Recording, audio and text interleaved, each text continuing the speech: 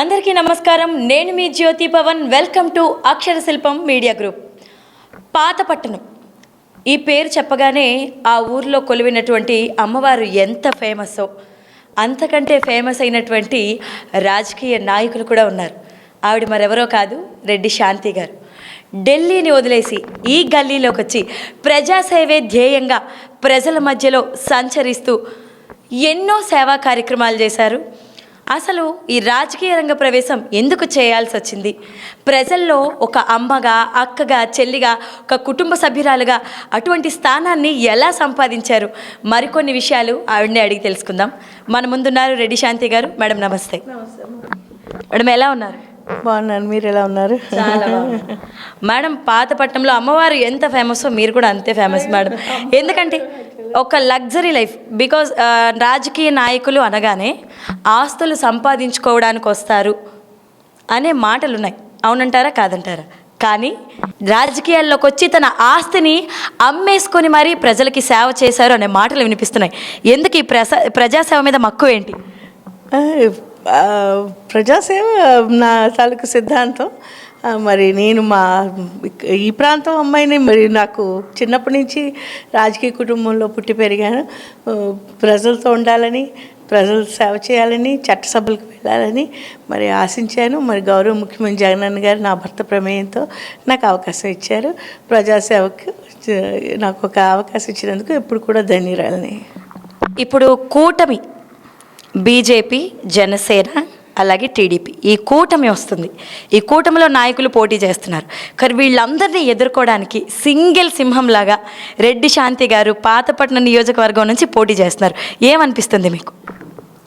కూటమి అంటే వాళ్ళు కేవలం పొత్తుకి పెత్తందారితనాలకే వస్తున్నారు, కానీ ఎప్పుడు కూడా మరి ప్రజల కోసం అయితే సేవ చేసేటువంటి సద్భావన అవి లేవు. ఎందుకంటే చంద్రబాబు నాయుడు గారినే తీసుకోండి, ఆయన 3 సార్లు ముఖ్యమంత్రిగా చేశారు. మాలాంటి ఈ నియోజకవర్గంకి ఎన్నడూ కూడా రహదారులు కానీ, సాగునీరు కానీ, తాగునీరు కానీ ఎటువంటి సమస్యను కూడా తీర్చలేకపోయారు. తిరిగి ఎప్పుడు చేసినా రైతు ఓట్లు తీసుకున్నారు, మహిళలను నమ్మించి ఓట్లు తీసుకున్నారు. ఏనాడు కూడా పేద ప్రజల కోసం సేవ కానీ, పేద ప్రజలకు ఆర్థిక భరోసా ఇవ్వడం కానీ, పేద ప్రజలకు ప్రభుత్వం ద్వారా అందే పథకాలు ఒక నిర్ణయాత్మకంగా లేకపోతే చక్కనైనటువంటి న్యాయంగా అందించడం కానీ చేయలేదు. కేవలం పెత్తందారితనం, కేవలం వాళ్ళ తాలూకు ఒక టీంను పోషించుకోవడం, మరి ఒక గజ దొంగల ముఠాలాగా ప్రభుత్వ డబ్బును దోచేయడం, కాజేయడం, వాళ్ళు జోబులు నింపుకోవడమే తప్పించి ఏనాడు కూడా అభివృద్ధి, సంక్షేమం ఆయనకి ఎన్నడూ కూడా పట్టవు.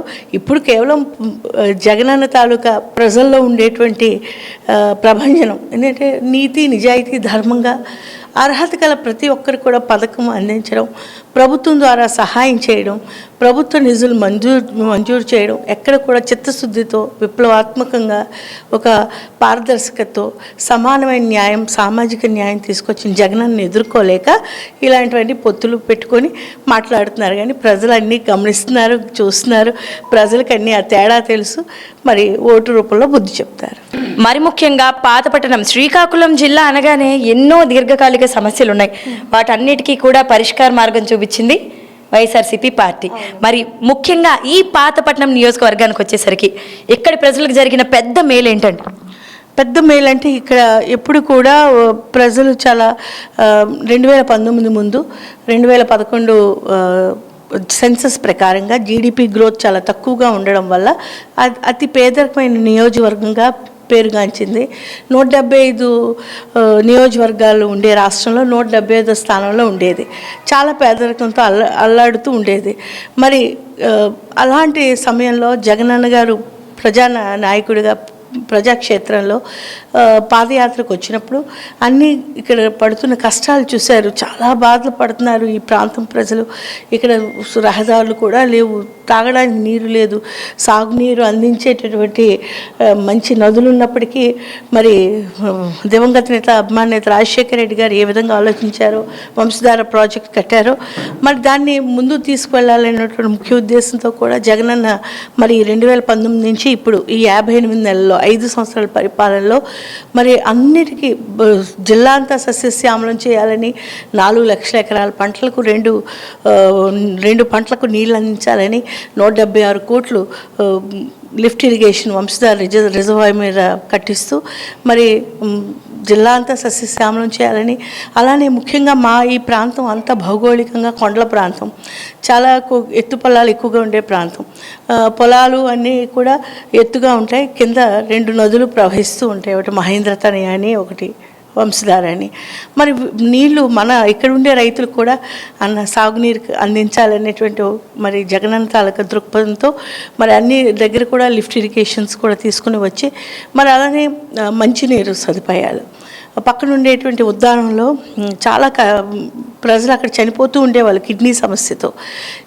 పరిశోధకులు, సైంటిస్టులు వాళ్ళంతా ఏం చెప్పారు, they some chemical content in the water, అందుకే దానివల్ల they need some treated water అని చెప్పారు.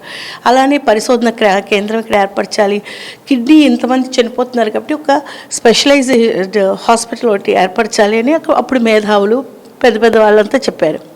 అయితే చంద్రబాబు నాయుడు గారు కనీసం ఏమీ పట్టించుకోలేదు. ఒక్క నెఫ్రాలజిస్ట్ని కూడా మన శ్రీకాకుళం జిల్లాలో ఆయన అపాయింట్ చేయలేకపోయారు. ఇప్పుడు జగనన్న ప్రజానాయకుడిగా, ప్రతిపక్ష నాయకుడిగా అప్పుడు వచ్చి ప్రజాప్రస్థానంలో మొత్తంగా ఇక్కడ ఉండేటువంటి వంశధార నిర్వాసితులని పలకరించారు, భరోసా ఇచ్చారు, హామీ వాగ్దానం ఇచ్చారు. అలానే ఈ కిడ్నీ వ్యాధిగ్రస్తులు అందరూ ప్రతి కుటుంబంతో మాట్లాడి మన ప్రభుత్వం, ప్రజాప్రభుత్వం వచ్చిన వెంటనే తగు చర్యలు తీసుకుంటామని హామీ వాగ్దానం ఇచ్చారు.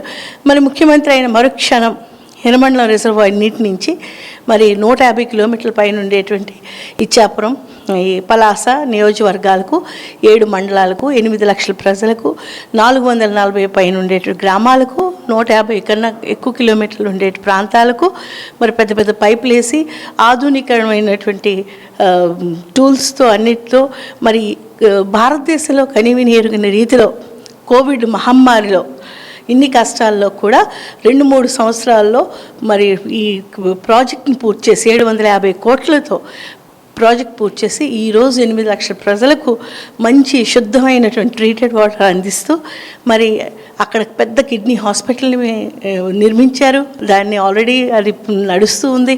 మరి అలానే పరిశోధనా కేంద్రం నడుస్తుంది. అన్ని విధాలుగా అంటే ప్రజలను ఆదుకునే విధంగా ఏ విధంగా హామీ ఇచ్చారో అది పూర్తి చేశారు. మరి అలానే మరి మా నుంచి నీళ్ళు వెళ్తున్నాయి, మా 5 మండలాలు, మాకు కూడా అన్ని హిల్ టాప్స్ అన్నీ ఎత్తుగా ఉంటాయి, మరి మాకు కూడా నీళ్ళు కావాలంటే మాకు ఈ పాతపట్నం నియోజకవర్గానికి ఆల్రెడీ ఇంటింటికి కొళాయిలు చాలా ఊర్లు అయిపోయినా సెకండ్ డ్యూయల్ కనెక్షన్ వాటర్ తాగే డ్రింకింగ్ వాటర్ ఫెసిలిటీ డ్యూయల్ కనెక్షన్గా 265 కోట్లు ఇచ్చినటువంటి మహానుభావుడు మన గౌరవ ముఖ్యమంత్రి జగన్మోహన్ రెడ్డి గారికి ఎల్లప్పుడూ కూడా మేము రుణపడి ఉంటాం. మరి అలానే వంశధార నిర్వాసితులకి గత ప్రభుత్వం చాలా అన్యాయం చేసింది. వాళ్ళకు వచ్చేటువంటి డబ్బుల్లో పూర్తి ఆక్రమణలు చేసుకొని అవినీతి చేసి వాళ్ళకి అందవలసిన డబ్బు అందకుండా అన్ని రకాలుగా కష్టాలు పాలు చేశారు. మరి జగనన్న అప్పుడు వచ్చి హామీ ఇచ్చారు.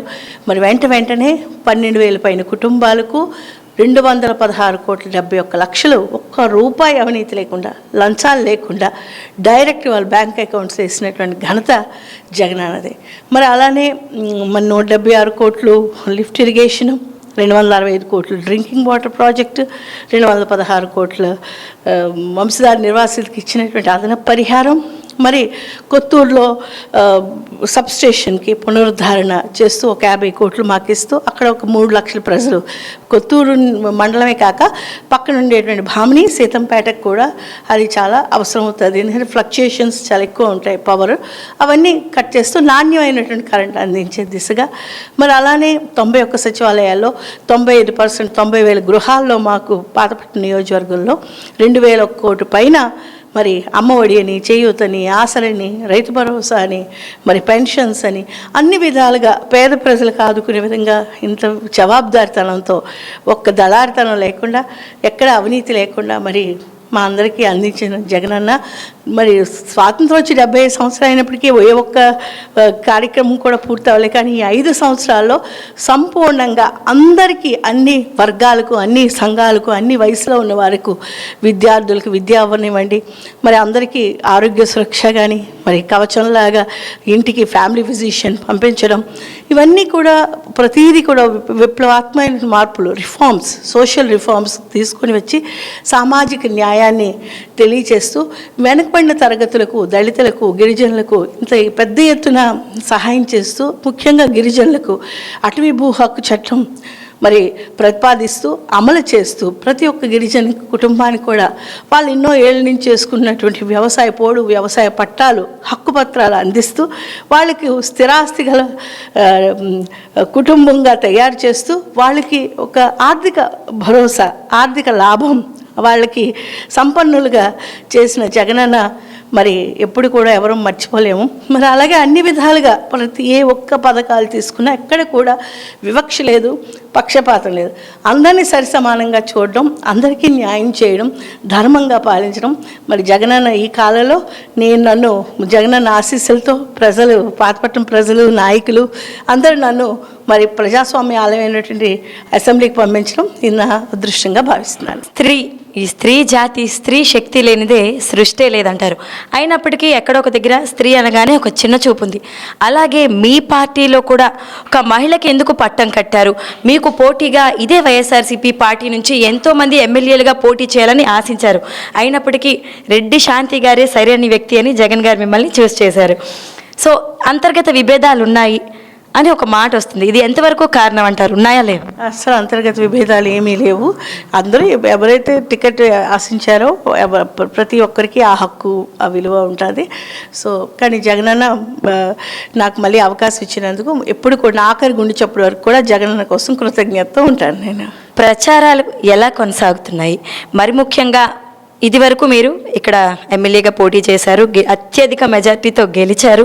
ఇప్పుడు ప్రజల ప్రశంసలు ఎలా ఉన్నాయి? ఎలా మిమ్మల్ని వచ్చేటప్పుడు ఎలా ఆహ్వానం పలుకుతున్నారు? ప్రజలు ఇప్పుడు చాలా, ఇంతకుముందు వెళ్ళినప్పుడు జగనన్న మీద ఒక అభిమానం ఉండేది. ఇప్పుడు జగనన్న అంటే అభిమానం, ఆసరా, చేయూత, నమ్మకం. జగనన్నే మా భవిష్యత్ అని ఈరోజు ప్రజలందరూ కూడా, మరి రైతులను చూడండి, అక్క చెల్లెలను చూడండి, విద్యార్థులను చూడండి, ప్రతి వారు కూడా జగనన్న వస్తేనే మాకు న్యాయం జరుగుతుంది, జగనన్నతోనే ఈ చక్కనైనటువంటి పరిపాలన సాధ్యం.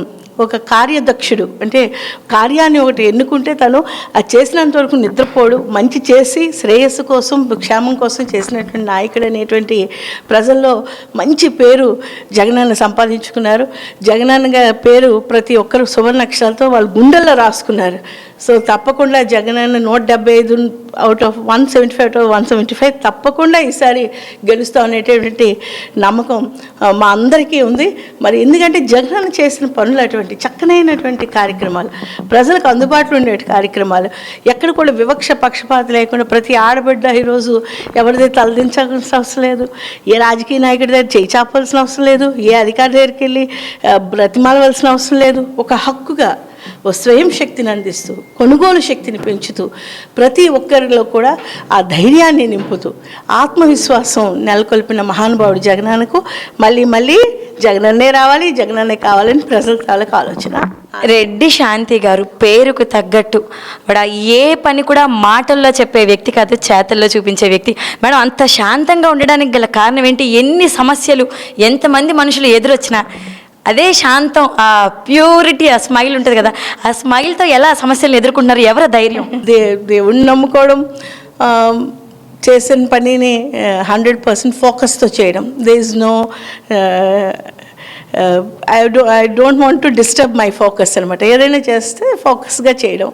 అండ్ మై హస్బెండ్, నా పిల్లలు, నా తల్లిదండ్రులు ఇచ్చిన మంచి సంస్కారం, నా భర్త ఇచ్చినటువంటి ధైర్యం, నా పిల్లలు ఇచ్చినటువంటి ప్రేమ, నాయకులు ఇచ్చినటువంటి సాహసం, ప్రజలు ఇచ్చినటువంటి నమ్మకం, జగనన్న, ముఖ్యంగా జగనన్న ఒక ఆడబిడ్డ నన్ను మా భర్త పరిచయం చేసినప్పటికీ లేదు ఈ అమ్మ చేయగలదు పని అని నాపై గౌరవం, అభిమానం, ఒక అన్నదమ్ముడిలాగా తను నాకు ధైర్యాన్ని ఇచ్చి నేను వెనకబడిన ప్రాంతాల కోసం పనిచేయగలను, మహిళల కోసం మాట్లాడగలను, ఇక్కడ ఉండేటువంటి సమస్యలను పరిష్కరించే విధంగా జగనన్నకు చెప్పగలను అనేటువంటి నమ్మకం నాలో ఇచ్చారు. అదే నా తాలూకా ప్రేరణ, ఇన్స్పిరేషన్.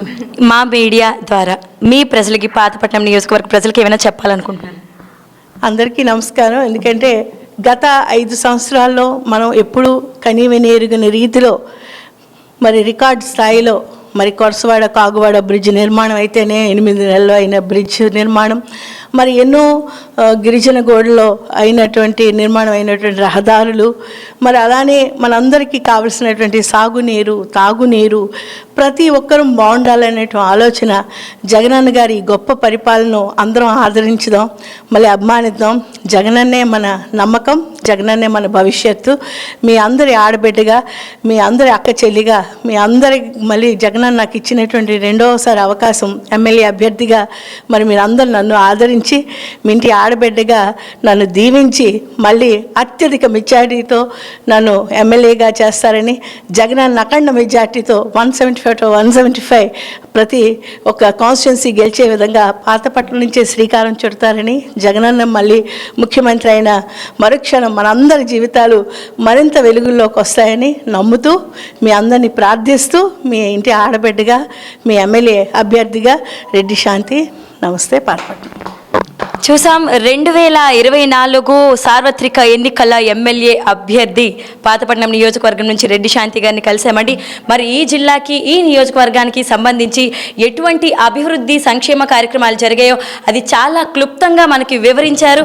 సో ఖచ్చితంగా పాతపట్నం నియోజకవర్గ ప్రజలు ఎవరైతే ఉన్నారో అమూల్యమైన మీ ఓటుని సరైన పర్సన్కి వేసి గెలిపించుకుంటారని అక్షర శిల్పం మీడియా వాళ్ళ తరపు నుంచి కోరుకుంటూ ధన్యవాదాలు తెలియజేసుకుంటున్నాం. Thank you. మరిన్ని కథనాల కోసం సబ్స్క్రైబ్ చేసుకోండి మీ అక్షర శిల్పం.